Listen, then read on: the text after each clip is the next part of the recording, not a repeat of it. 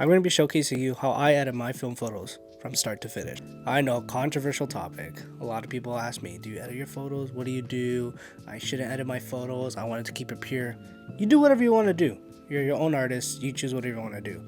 I believe you should edit your photos. Back in the day, in the darkroom, they used to do a lot of editing that I do in Photoshop just in real life. So I don't see a problem why you shouldn't edit your photos. The photo that we're editing for this was a set that I did in Georgetown, Colorado. My friend Taste invited me out. He had an amazing event he hosted where a bunch of cars came out. We did drifting, we did racing. It was just fun, just kind of going around, being on a lake bed for the first time with cars and having a great time. From this, we took a F40 with an LM body kit on to the ice and photographed it during the morning. You get a little bit of the sunrise on the peaks and a little bit of the blue hour. For this image, I used Cinestill 800T, and I used this because it was blue hour and it was a little bit dark. I wanted a little bit of halations coming through, but I knew the colors would be all messed up. So since I wanted to fix a lot of the colors and make it neutral, I had to do a lot of adjustments. Luckily, thanks to my friend at C41, he knows the way I like my stuff. We work together very, very well. It's great to have a relationship with your labs, as they know exactly how you like your film done,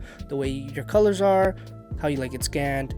And when you put it into your computer, you don't have to do much work correcting the mistakes that you believe they made. For my film photos, I like it to be really flat. I like it scanned flat, as I have a lot of information to work with, and I can pull it back if I want to, and just have more wiggle room to mess around with colors, lighting, exposure, shadows, all the shebang. Okay, for this image, I'm editing a front profile picture of the F40 on the lake bed with the mountains in the background. For me, the most important thing I like to focus on the image is color and color theory.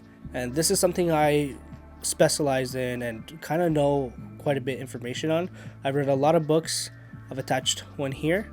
There's a couple different settings in Lightroom that I like to look at. The first thing I do is look at the histogram. I like to see where the levels are and see kind of how the information is reading from the negative. There's 5 different areas of the histogram.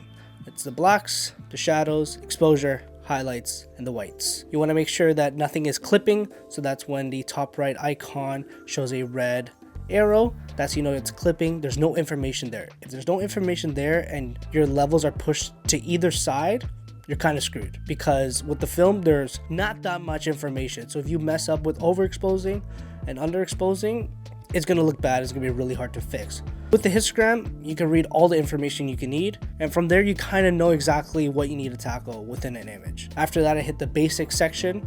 That's where I adjust the colors, the white balance, just adding clarity, bringing the blacks in, the white shadows, just doing a little micro global adjustments that I feel like the image needs. Right after that, I go into the tone curve.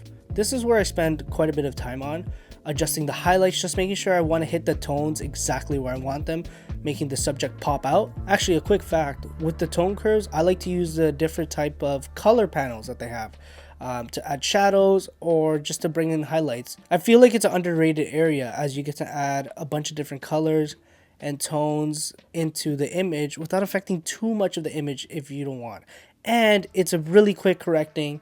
Let's say your image is too green, you can just bring the purples in and it will kind of neutralize everything. So it kind of is a better white balance for me, and that's what I use it for. Color mixer panel. This panel is something I kind of go crazy on. Every color you see in an image, I try to adjust that individually. So if there's blues, I'll only work on the blues, the greens, the reds. So when it's an image usually on the grass, I usually tend to use this a lot more, as I have a lot of different colors to work with. So I use this panel a lot just to adjust the colors, making sure that everything's right. Just a great start for where I want to go. And once I'm happy with the colors, I go to color grading. This is where I adjust the midtones, the highlights, and the shadow, just adding a little punch to the image I feel like it needs. This is where I bring my style into it, playing around, seeing where I want to go, seeing how I want to do this. From there, I do details.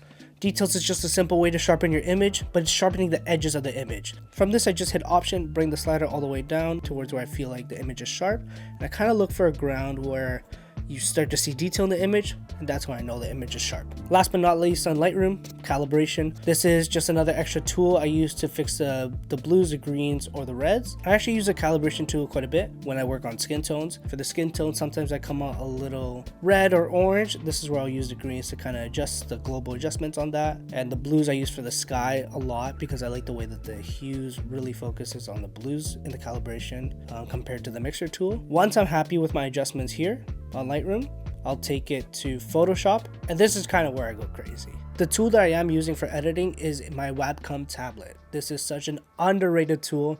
It's one of my favorite tools I like to use. I feel like for editing it's very precise, and it's important for me because I do a lot of retouching. This is a tool that takes quite a bit of skill to use. It's kind of weird. It's having the screen layout on the tablet, so you get to navigate exactly where you want with your image. I love it for retouching and editing. One of my favorite tools I use for editing. Thank you to Skillshare for sponsoring this video. Recently, I've been getting into color grading, and Skillshare has an amazing platform to learn from experts. Just like Tom's course, it has been helping me improve my skills and is backed by an amazing community giving helpful insights. I highly recommend Skillshare if you're looking to become an expert at a topic that interests you. With so many different courses and classes, the sky's the limit. And if you use the link in my description, you get 1 month free trial of Skillshare. Now back to the video. Once I bring the image from Lightroom to Photoshop, I just hit Control E and that'll bring the image straight into Lightroom with the adjustments you did onto Photoshop. You may be asking, why do you use Photoshop? Why is it necessary? Why is it taking so long? I personally feel that if you can edit a photo where a viewer doesn't have to think about mistakes or anything, they could just truly enjoy, I've done a great job. I want the viewer to truly just enjoy my work, see something, be blown away, be like, wow, this is really well done. This is really well edited.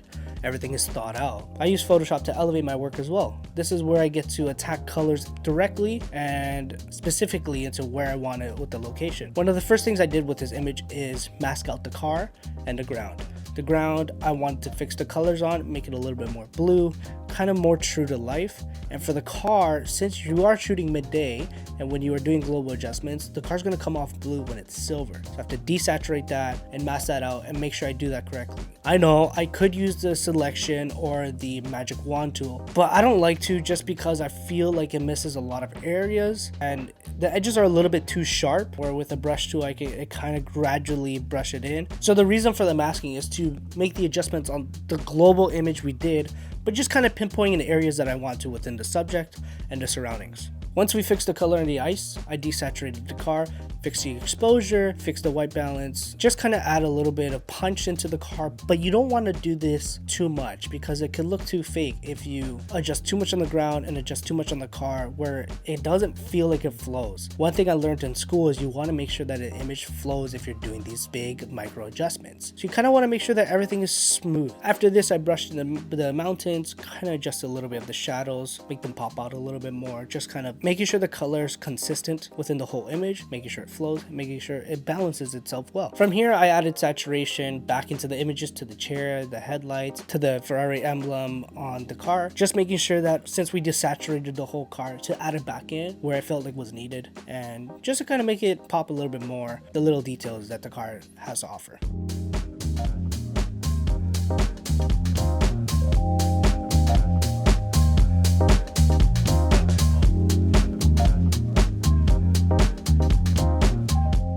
Editing is fun, and it's my favorite part of photography. Having a vision and an idea that you had in mind and bringing it to life is something super fulfilling. And it's exciting to see the work of, oh, maybe this could work, and let me shoot this. And then from there, getting the film developed and seeing the negatives and then getting to that final image is such a fun process. I hope you're able to learn something new. And if you have any questions, please leave them below. I'm going to answer as many as I can. Thanks again, and until next time.